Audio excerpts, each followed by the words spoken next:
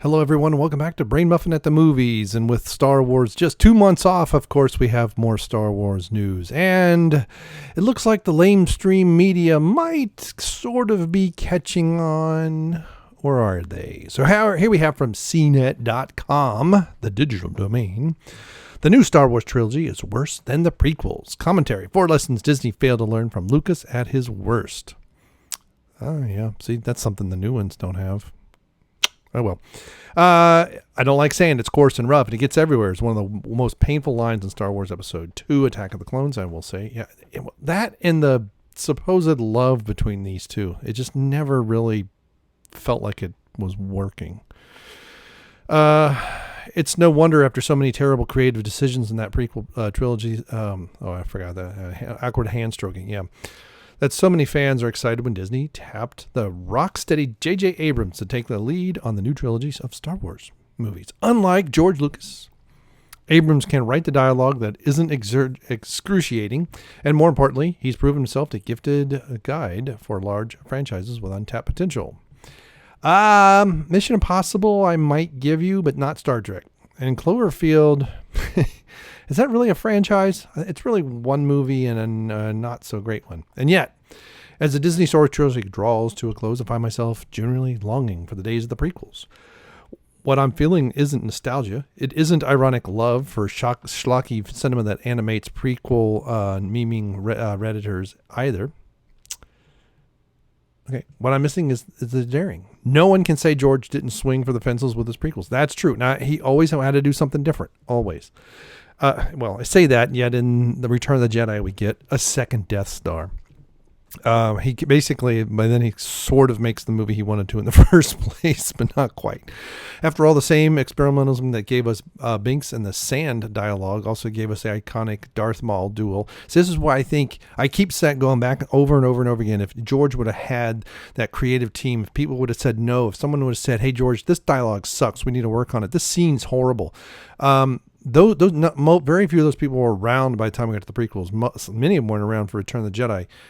People had left and went on to other things. Some had died. But, the best opening sequence in any Star Wars movie and so on, that's not an opening sequence. At the end of Return of the Jedi, Yoda tells Luke to pass on what he's learned. Here are 4 pieces of wisdom that made the prequels better than the Disney trilogy. Size matters not, from Yoda. From the start, Star Wars has been about the set pieces, elaborate action scenes that leave our hands sweaty and that's not what it's about. That's already, that's not what it's about. If the set pieces are the movie, that's the problem. That was essentially the problem with the prequels, is the story was weak. In the originals, the story was strong and the set pieces supported the story. Sometimes helped tell the story. They just weren't there. They just weren't dialogue. Action. Okay, now the dialogue is in between action. Like the Marvel movies. This is why I got so bored with them. It's like, oh, punch. Now we talk. No, punch. Now we talk while we're punching. Ugh. Sure, the original trilogy is a mythic story starring a charismatic cast, but everyone remembers the Death Star run. I don't think "but" is the right word. That's very weak there. Sure, the original trilogy is a mythic story starring a charismatic... Okay, I got it. But everyone remembers Luke hobbling. Yes, but the Death Star run is... It's why people remember it is not because it was really cool. It's because the story built up to it. This is the climax of the movie. He fails, they all die. Okay? That's what's at stake. Everything is on the line with Luke's shot. Everything. When he hobbles the AT-AT, okay, or the AT-AT, I should say, the AT-AT walker is headed toward the base. It's a self-defense and the plummeting of the Starlight. Yes, that was just comic relief, but that's not the whole movie. Lucas always pushed the boundaries of special effects.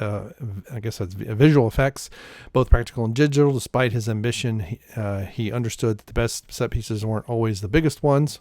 Where Lucas packed his movies, prequels included, with small yet boundary pushing moments, Disney has opted for much more standard, derivative, if completely staged action fare.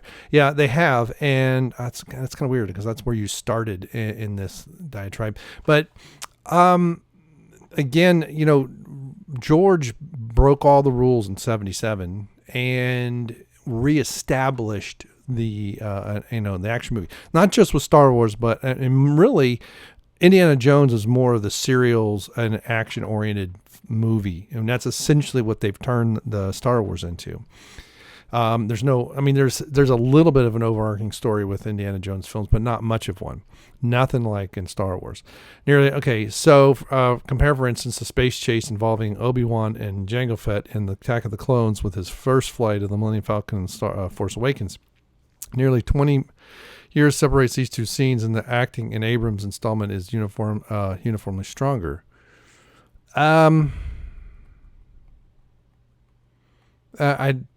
Rear Attack of the Clones with the first flight. Yeah, I don't think it's stronger. I think it's weaker. That said, Lucas crafts something more than a slick chase scene with tight maneuvering and flashy quick zooms. Now, and that is true. There wasn't much story there when in the original movie, the first Star Wars movie, they are being shadowed by agents of the Empire, and then they shoot their way out at the end. But that's pretty much it. In Empire Strikes Back, there's a chase. That is a lot of a chase, but the stakes are pretty high because everyone else escapes but them. And then the maneuvering through the fields and all the wreckage and all that in The Force Awakens is very, very reminiscent of the asteroid field. In fact, I think a lot of the same maneuvers. But there was build up to that because we know that the Empire is chasing them. Well, the Empire finds them, right? They're hiding. They mention things, that they've had to move. They just got here, essentially. They're to Hoth. They're trying. It's a horrible, desolate place. Whereas in The Force Awakens, we just have, a handful of people, 2 people being chased, but we're really not sure why, other than, it's a deserter. But Daisy's not being chased for any, Rey doesn't have any, she's not in any peril other than she's standing beside Finn. Right. And so I would say Lucas makes something more. Okay. If we want more examples, look at the planets themselves. This new Star Wars episodes 6 and 7, both recycle planets willy-nilly the whole thing is a recycle. Okay. So, what does he, okay.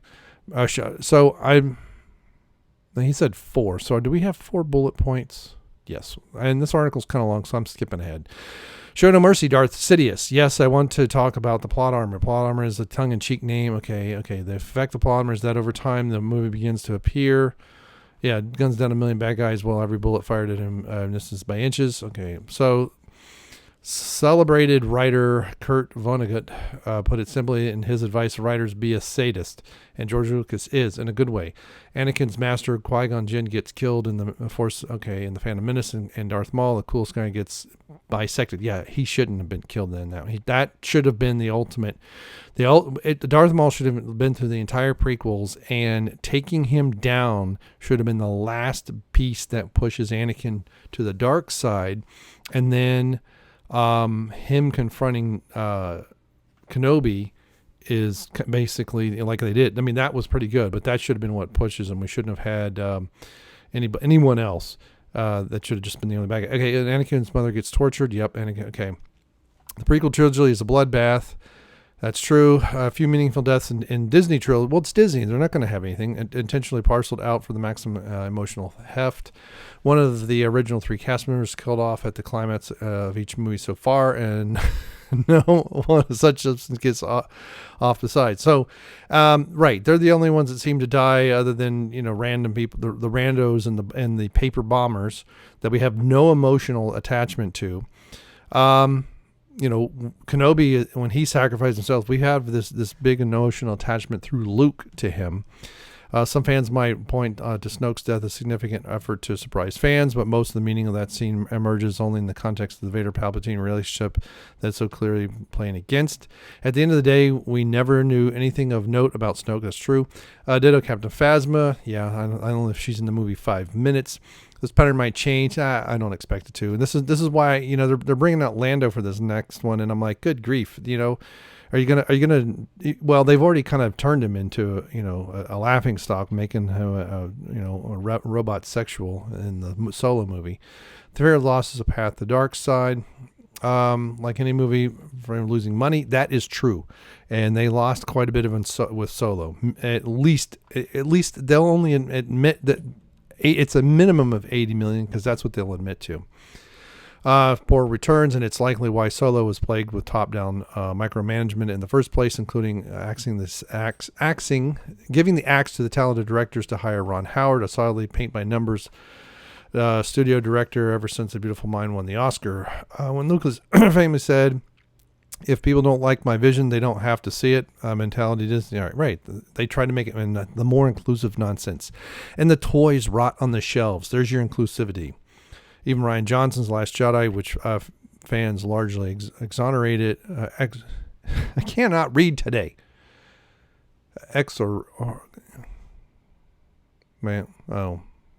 Missed the point. Exonerated, I guess. Exoriated. Johnson fought to subvert. Yeah, he didn't. Every scene he set up an expectation and subverted it. Every scene, and it got really old. And he forgot to tell a story. So many scenes felt fuller of wrinkled references than crucial plot of character moments. All right, so that didn't work. So anyway, so that's one, and the dogs are barking. 2. I missed. Didn't he say 4 lessons? Anyway, so this article this guy, I assume it's okay. I didn't even look. David Priest. Pretty much, I like some of the things that are being brought up here, but the thing is story it was the importance of even in the prequels, the story was the key element. And yes, the visuals got much larger, and Lucas kind of got full of himself, but the story was still there. What we don't have is a story. We don't have characters who have arcs. They're the same in every movie. Kylo Ren is the only one that's got any kind of real struggle. In particular, when he breaks his helmet there in The Last Jedi, he's struggling, but it just feels whiny. It doesn't feel like it's like this guy is just kind of dangerous, but you could just kick him over. The beginning of The Force Awakens, we see this great power, but we don't really see anything come of it. He stops the laser bolt and all that other stuff. So you might be saying, okay, so what is the whole? This is only part of the purpose of this video, not just to read this article and say, yeah, maybe, and it's kind of long, and I don't feel like it, because I have another thing. So of course this is at the Mary Sue, and here we have. It's almost like this is a response. This is Jessica Mason. Not only are the new Star Wars films better than the prequels, they might be better than the originals. Another weekend, another bad take on the internet. So there it is right there. And this is, the CNET article I've known about for a few days, just haven't gone around to going over it. And so I had to go look it up. And then this one came up in my Google search results as number 2. So this is awesome. This trilogy is a clickbaity headline, yes, but the points the article makes that JJ and Rian Johnson have something to learn from George Lucas' abysmal work behind the camera on the prequel trilogy is just wrong. On every meaningful level, the new Star Wars films are miles better than the trilogy. In some ways, they're actually better. The music's not as good. There is no story. There's no story arc to the characters. There's no point to what they're doing. Rey just seems like she's just wandering around aimlessly through the movie, being dragged along. She's an unwilling participant, especially in The Force Awakens, where Luke was an unwitting participant. He gets swept up into something that he knew about. Not that it was, he heard about the rebellion. He knew some things were going on. But anyway, so yes, I said it now. A lot of the criticism of the new trilogy is the bad article is about the plot arcs and character beats of the new films. But the author's arguments wrestle on a very bad premise, mainly that he's talking about a trilogy that isn't complete yet. This again, we have 2 movies. We have 0 arc for Rey. 0 arc. She's done nothing differently from 2 movies. Kylo Ren is still an angsty, whiny bunghole. No one else. Finn almost had some character development, and then Rian Johnson sent him off on a side mission with an Asian woman, almost like to just get him away from everything else. Poe sort of has some struggle because he gets demoted and all that, and Leia mistreats him. Leia of the original trilogy would have never done to Poe what she did. No one has an arc. No one has any story development. It's just checkbox city for diversity, and do we have everybody? And that is it. It's just special effects, a little bit of dialogue, and run to the next scene. There is just this, the whole movie's a chase, the slow chase. It's so stupid in The Last Jedi. And so many videos have shown over and over and over again, The Last Jedi is a poorly put together movie, period. And The Force Awakens was a beat per beat reshoot of the original movie, but it didn't have the story of the original. It didn't have the character development of the original. Didn't have the arc of the original. Rey is not on the hero's journey.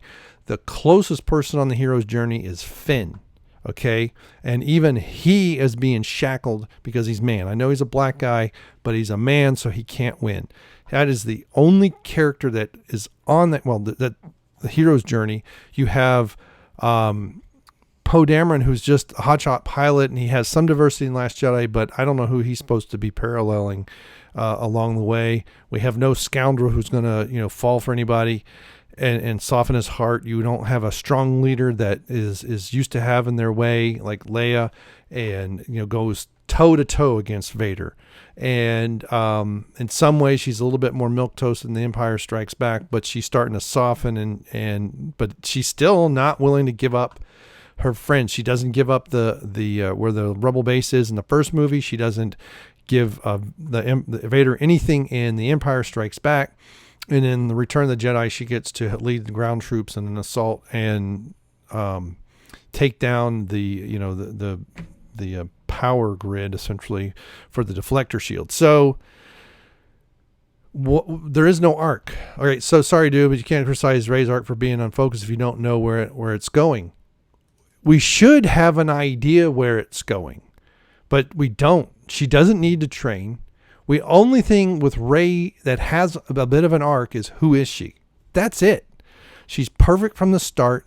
She doesn't get injured. She doesn't face any diversity. Look at Luke. He sees his mentor killed in front of him in the first movie. He loses an arm in the second movie. And then he essentially redeems and loses his father in the third movie. Rey has none of that. None of it. So again, this was the defenders of The Force Awakens. Oh, it's the first of a trilogy. You got to give it. People were excited about that first movie in Star Wars before we knew it was going to be a trilogy. And then the Phantom Menace, it was kind of like, maybe, but most people liked it. I know there were some fans who didn't. I didn't, and I didn't go back and see any other prequels in the theaters. But the other movies did well. They didn't start just going downhill like crazy. And so this again. Well, guess what, Mary Sue? So what's this? This is Jessica. Guess what, Jessica? I don't expect anything different with Rey in the third movie, except we might, if JJ can figure out anything from his mystery box, figure out who Rey is. And that is a big maybe. And so we haven't had any trailers of significance. And I think Disney is scared to death about this third movie. They know they are in the crosshairs of the fans. And I mean the fans like myself who have been a fan since the 70s. They've been the fans of the prequels. They are in the crosshairs of everybody. And they basically want to see a dumpster fire. MCU is handing them their lunch, and Lucasfilm is teetering. They are teetering. And to say, well, we can't criticize Rey's arc. Yeah, we can, because she doesn't have one. What was her massive struggle? And look at The Empire Strikes Back. Luke is near death. He's rescued. He falls because he's not going to give in to temptation. He's rescued by Lando. Grabs him while Chewie's flying the Millennium Falcon, and he's got a lot to recover from by the time we see him in Return of the Jedi. And his best friend has been captured by the Empire and put on ice essentially, and has been taken to Jabba the Hutt. He's lost an arm. He's found out that his dad is Vader, and he's really feeling dejected. Where's that for Rey other than, okay, she loses the rebels essentially have lost most of their people, but she personally hasn't lost anything. And the critics of the plots that are complete are bad too. What? And the critiques of the plots that are complete are bad. What? of the plots that are complete. The author argues that the new films have no dynamic stakes. They don't. And that we don't get big deaths like Obi-Wan's in the prequels. I guess he was asleep when Han Solo got skewered. Yeah, but that's because Harrison Ford didn't really want to have anything to do with it, okay? And the only reason he came back is because they killed him off. And that was an okay scene, but JJ gave it away. He broadcasted that Han Solo was dying in that scene minutes before it happened. So when it did happen, it was so little investment with the audience that by the time it happened, they were just like, oh, thank God someone from the originals is out of the movies. So that is nowhere near when we see Kenobi, who we think is maybe he's going to get through this, maybe he isn't. And then we see him surrender himself essentially. Or when Rey and Kylo unexpectedly killed the red herring big bad in Last Jedi. Rey didn't kill him. Kylo did. And that was, again, telegraphed. He also got dreamed up a version of Phantom Menace where trying to his interest in character, get a series of plot device, not a series of plot devices who stole a kid from his mom and left it. Okay. She agreed to let him go, but they had to pay for his release. It's all bad faith, strawman fallacies. No, this is all bad faith, strawman fallacies. The comparison in the article reeked of fanboy rage about how Star Wars is different now, and it shows, yeah, it is different, and it's not Star Wars.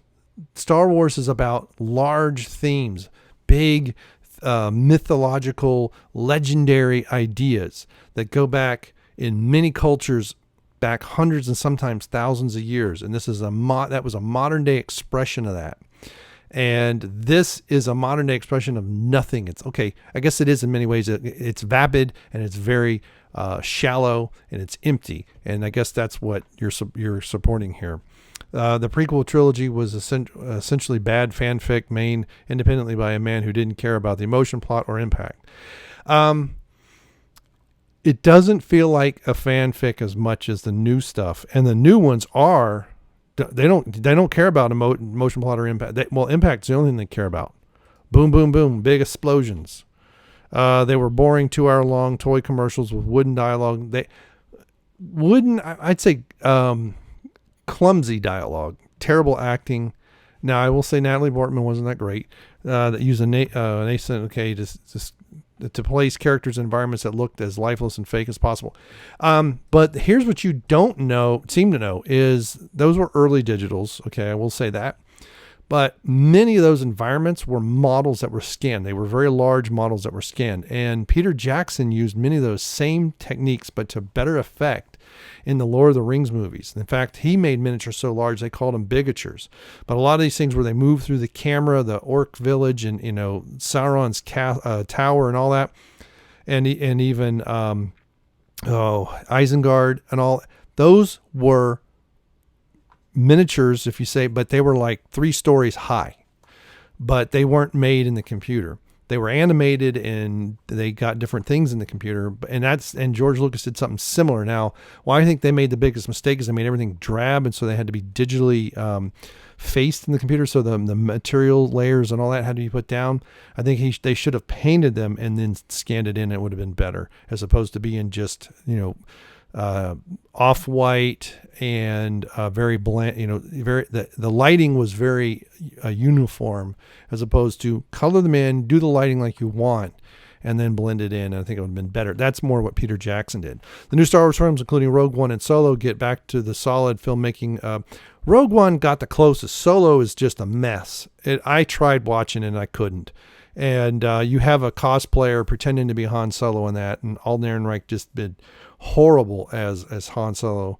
There was another actor who was up for the part, but Alden apparently, there's some shenanigans behind the scenes going on. But anyway, instead of sucking life out of the myth and mastery of the originals the way the prequels do, they all improved on it. No, see, now this is opinion trying to be disguised as fact. The prequels did give the grandeur and the majesty of Star Wars large. I mean, it's why you had these large sweeping landscapes, and you had this very elaborate, ornateness about it. And you had the where the Jedi were in their large temple and how they were very close to basically being above the law and in their hubris and all that. And that's because for the fall of the Jedi order and the temple and all that, they let the wolf into the hen house, and they didn't realize it because they were so full of themselves. Oh, they can't possibly be a Sith. We would have felt a Sith. We would have known if the Sith returned, and lo and behold, the Sith have returned, and they didn't know. But I will say the relationship between Padme and Anakin was horrible. The dialogue was bad. I think it was a little bit of bad casting choice. But again, this is why George should not have directed them, and he should have had help writing them. But the ideas were there. The ideas of the new movies is to make money first. That is it. And Rogue One, I would still want to see the original cut of Rogue One, because the way Gareth was heading, I think it was a much better movie, but it was far more violent. And then the Disney execs freaked out, and they reshot half of it, fired him, reshot half of it, and it is just a comical nightmare. It's entertaining if you like cringe. I mean, I laughed so hard through Rogue One, I almost passed out. Solo's the kind of cringe, like, oh my gosh, why did they bother with this? But those are both cash grabs. We didn't need either of them. And they maybe, instead of doing a prequel trilogy or sequel trilogy, they should have set it like 300 years in the future and gone that way. But then it wouldn't make as much money because they couldn't tie in the original characters as easily.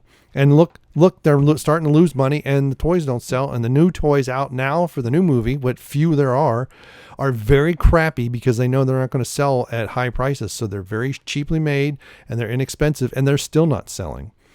Not the majority white. Okay. And they're not majority white and male. This again. Yes, we're going there. Diversity and in the new Star Wars films, placed them miles above the original and the prequels. There's more than one woman. There's more than one person. There's so many. And then there's aliens and other things. There's beings of scores of races in the prequels, and in the new ones there aren't. And that's all you see is skin color. That's all you see.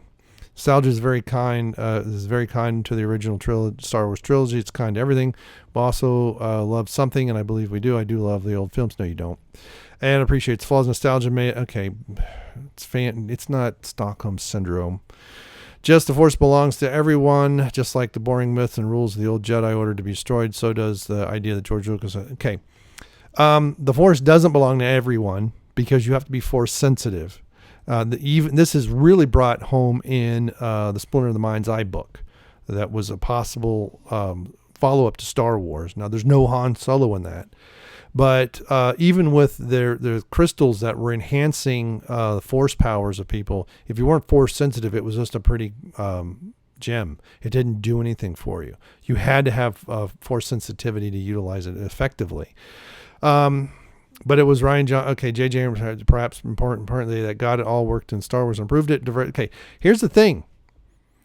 Kathleen is gone after this new movie.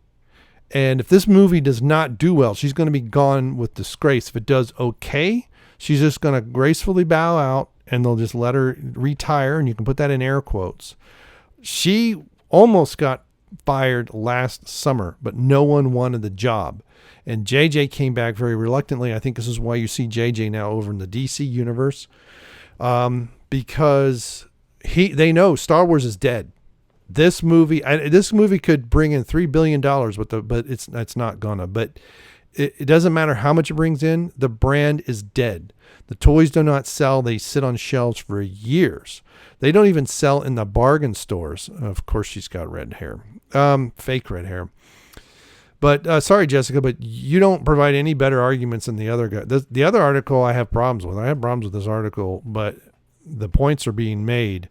But this is just a tirade. This isn't even journal. You don't even give points per point. You just because to you it's better because it's more inclusive. Well, it was always inclusive. To you it's better because it's more diverse, but it was always diverse. You chose to only see white people. You assume that there are white people in the stormtrooper outfits. We had a bunch of short people, whatever you want to call them, little people in the Return of the Jedi, many of them children. And they're filmed in England, and in the time in particular, now things have changed in demographics in England too. A lot of people were white because that's who was living there. Most of what's in Star Wars are aliens, and it's in some ways a product of its time. But I know so many people who are of non-white backgrounds who love the original movies, and some of whom actually like the prequels. So you didn't like them. You're just putting the modern day identity nonsense on top of it. So as always, Luke Skywalker is the biggest Mary Sue. Oh, he is not. He's not a Mary Sue. It's why he loses an arm. It's why he goes through struggles. It's why he almost gets defeated. He almost is broken in The Empire Strikes Back. And even at the end of Return of the Jedi, he has to fight extremely hard, dip into the dark side in order to defeat his father. And then he pulls himself back and says he cannot. And then he was willing to sacrifice his life at that point once he had defeated Vader. And that's not a Mary Sue. Rey is definitely Mary Sue. Perfect. Nothing happens to her. Seems to know what's going on, even though she doesn't want to be a part of it. She's basically a wink and nod to the audience all the time. Sometimes she is an audience member. And you still don't have a clue what a Mary Sue is. And yet you got your website called The Mary Sue. Isn't that crazy? Of course, I think it's ironic on their parts. It's on purposely ironic. So anyway, so what do you think of these two articles? Do you like the CNET article about I think the new ones are worse than the prequels, somewhat for the reasons that's stated here by David. But for me, it's because there's no story, there's no arc, there's no character development. It's just people running around with a camera and special effects, and that's it. And the identity politics just makes it worse. Or do you agree with the Mary Sue that the new movies are better than everything in the Star Wars universe? All right. Thanks so very much. Let me know in the comments below, and we'll see you. Goodbye. That's close enough. All right. We need more. A little more. Yep. That's good. Thanks. 3, 2, 1.